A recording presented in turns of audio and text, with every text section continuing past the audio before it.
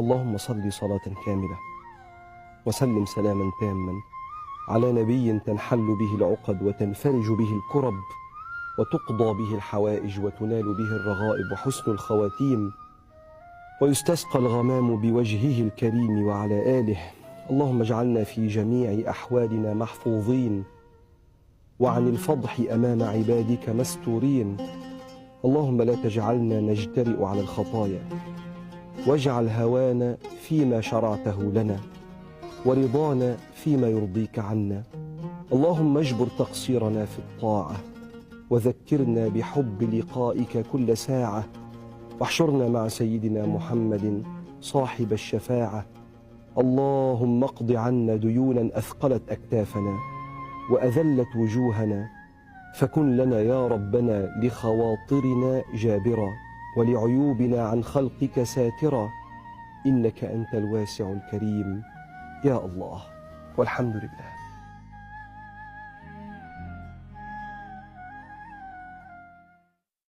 السلام عليكم، يسعد مساكم.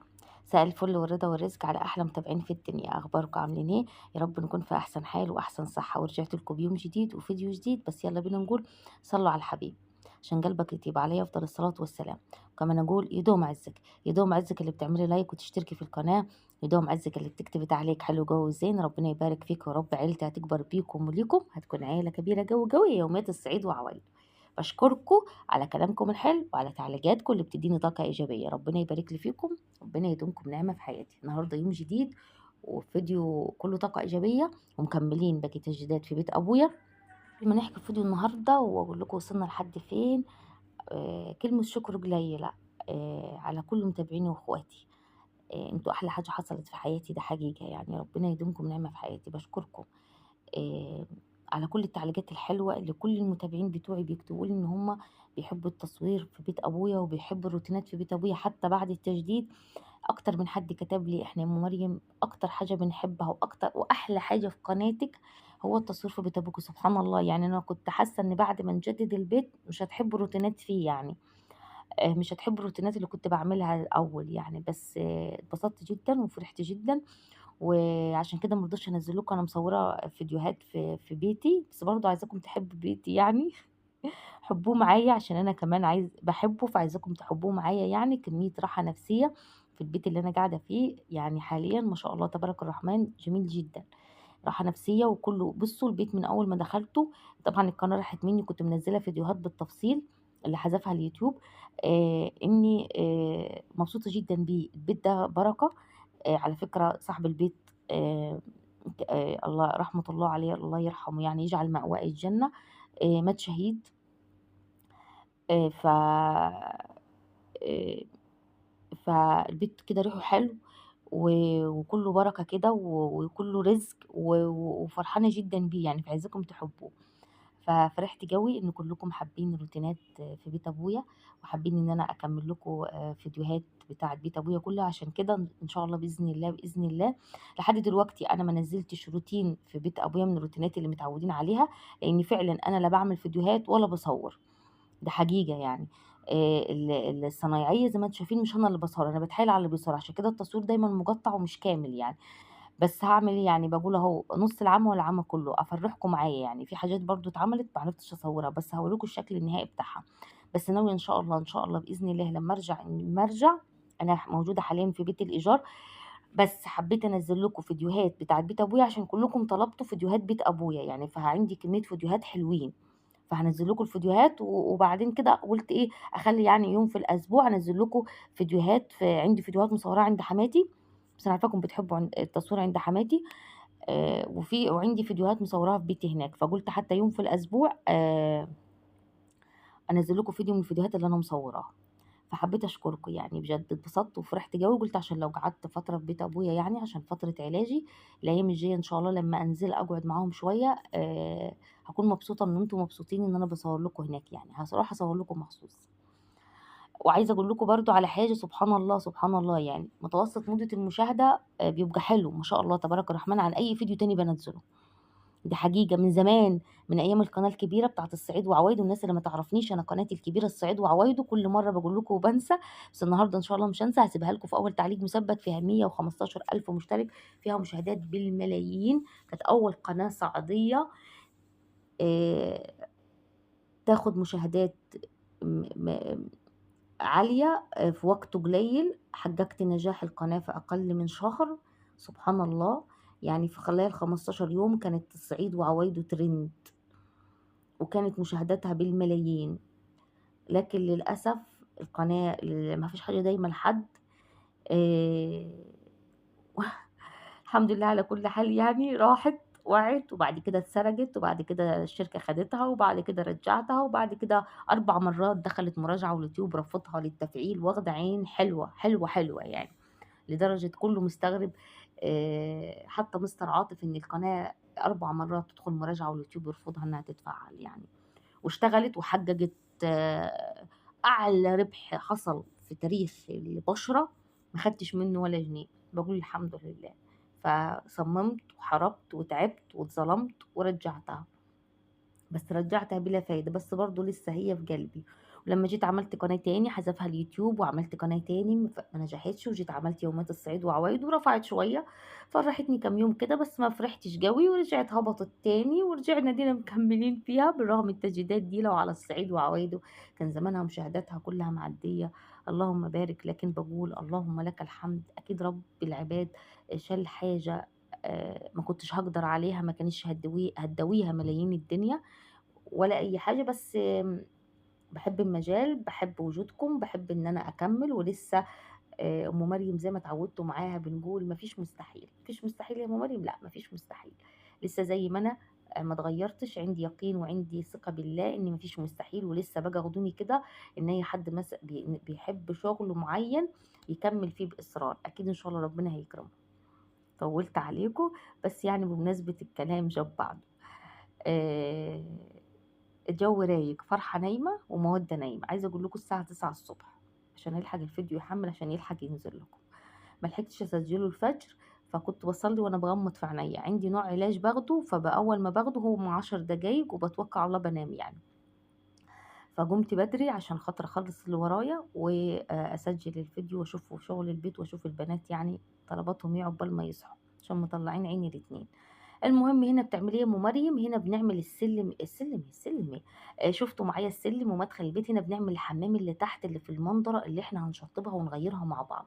الحمام كانت قاعدة بلدي مش حلوة خالص، كان في مقطع متصوّر كنت باورّيكم شكله، وهو فاضي بالقعدة البلدي، وهو بعد ما عملوا الرملة فيه وغيّروا السباكة هنعمل قعدة أفرنجي كانت عندنا، ضبّطناها كده وروّجنا عليها، اتغسلت غسلة حلوة وهنحطها يعني. بس للأسف المقطع ما لقيتوش، اتحذف مني. وعندي مقطع برضه بعد ما خلّصنا برضه ما لقيتوش، بس ناوية إن شاء الله لمّا أروح هاصوّر لكم كده بالتفصيل الحاجات اللي أنا ضاعت مني. هنا حاطة التصوير مش كامل معلش زي ما قُلت لكم، مش أنا اللي باصوّر، فأنا باتحايل على اللي بيصوّر يعني، فاللي هو إيه، كويس إن إحنا وصلنا لكده مع بعض يعني، وإن أنا برضه باحاول برضه ألِم لكم الدنيا عشان تشوفوها معايا، عشان عارفة قد إيه إن أنتم مبسوطين. ركّبنا سيراميك الحمام برضه من السيراميكات اللي هي زايدة معانا. عندنا سيراميك مدخل وعندنا سيراميك سلِّم وعندنا سيراميك كان من زمان خالص الحمام بتاعنا، وعندنا سيراميك حمام ومطبخ أخوي، وعندنا سيراميك شَقِّته. في زوايد كتير، فالزوايد إحنا كنا محافظين عليها بُصّوا فنفعت يعني، فكمّلنا آآ كمّلنا ركّبنا السيراميك يعني ما اشتريناش من الزوايد اللي كانت يعني، لإن كده شيء طبيعي يعني إن اللي كان معمول الأول سيراميك غير السيراميك يعني سيراميك الحمام والمطبخ دايمًا بيكون مختلف يعني. فعندنا عاملين الحوض من برّه كده، وده ال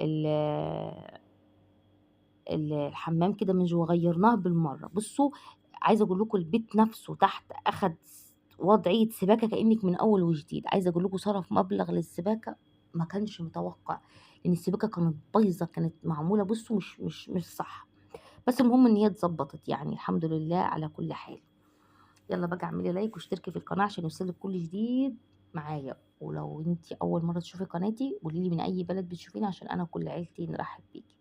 ما تنسوش أول تعليق مثبت لدعوة حلوة من القلب، هنفضل كل قناة أعملها فيها دعوة حلوة من القلب. ما تنسوش نكتر من الاستغفار والصلاة على رسول الله عليه أفضل الصلاة والسلام: اللهم إني استغفرك ربي وأتوب إليك، ولا حول لا حول ولا قوة إلا بالله العلي العظيم. في لساننا طول ما احنا قاعدين، عود لساننا طول ما أنا قاعدة صلى الله على محمد صلى الله عليه وسلم، بأي صيغة من الصيغات اللي انت حابة تذكري فيها النبي محمد عليه أفضل الصلاة والسلام. نعمل لدنيتنا ونعمل لآخرتنا، ما تنسوش الدنيا مش مستاهلة والحال مش دايم لحد. احنا دايما بنقول مفيش حاجة، الحياة مش حلوة على طول ومش مرة على طول. كل حاجة بعيدة عن الصحة والستر سهلة. ربنا يحفظنا ويحفظ ولادنا. وكل أم بتشوفني يا أمي ربنا يفرحك بولادك يا رب، اللهم أمين، وتفرحي بيهم سواء بنات أو صبيان. ربنا يحفظهم لك ويخليهم لك، ويجعل ولادنا وبناتنا أمة محمد كلها يا رب من أحسن الناس، اللهم أمين يا رب العالمين. ويستر عرض وليانا يا رب، اللهم أمين يا رب العالمين، ما نشوف شر أبدا. بصوا كده بنركب بصوا مش هركب كل حاجه اهو. بصوا كل اللي في الفيديوهات بلاقيها عندي مقاطع كده دقايق دقيقتين. المهم ان انا حتى مش عارفه اسرع المقطع، لان المقطع كله عباره عن 6 7 دقايق كمان، وانا ايه لخصت فيه كمان. ان شاء الله بكره، مش عارفه فيديو بكره ولا بعده، هعمل لكم جوله في البيت كده بعد النتيجه اللي احنا وصلنا لها. بس عايزه اقول لكم الفيديو يوصل ايه، يوصل 20,000. كان لو كنت بقول الفيديو يعدي 100,000 مشاهدة كان بيعدي على القناة الكبير. دلوقتي بقول لكم الفيديو بس يوصل 3,000 مشاهدة، الحمد لله اللهم لك الحمد. آه، بصوا هنا بقى كتير منكم كتب لي في التعليقات: يا ام مريم اعملي السلالم، العتبه بتاعت البيت شكلها وحش جدا. السلالم بتاعت البيت هي مش سلالم، هي العتبه دي قديمه صبه معموله من زمان مش حلوه يعني. كتير كتب لي في التعليقات غيروها، بالفعل يعني احنا جبنا رخام وركبنا السلالم دي، ركبناها رخام. المقطع برضو اتحذف، بس ان شاء الله كده كده هتشوفوه في الجوله معايا ان شاء الله باذن الله، يعني ان فيديو على بعضه يعني. فهنا كده شكل ابتدوا كده يكسروا الصبة دي، يظبطوها كده. ما هي دي بسببها الباب باظ يعني، طلع عنا فيه. وشالوا الباب كده وابتدوا يظبطوا الصبة علشان خاطر يحطوا الرخام.